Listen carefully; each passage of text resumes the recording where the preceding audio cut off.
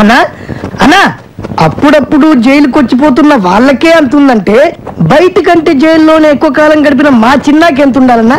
అందుకే అన్న ఇప్పటి నుంచి మీ పని మీరే చేయాలన్నా. అరే సోపు బ్రష్ పంపించండి రా, తెల్ల గుతుకండి రా బట్ల. రే వాడెవడో మనల్ని భయపెట్టేస్తున్నాడు. ఎవరో ఈ చిన్న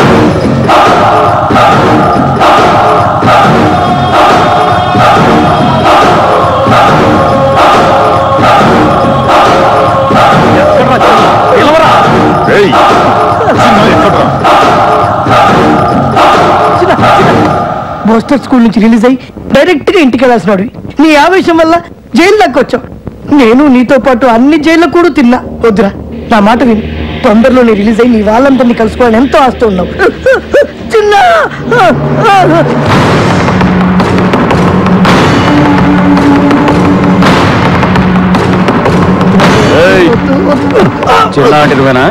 ఏంటి పెద్ద పోటుగాడివా? ఏంట్రా చూపు, మేమెవరో తెలుసా? నాయుడన్న మనుషులం. మాతో పెట్టుకోమాక, బాడీని కైమా కైమా చేసి కృష్ణా నదిలో పడేస్తాం.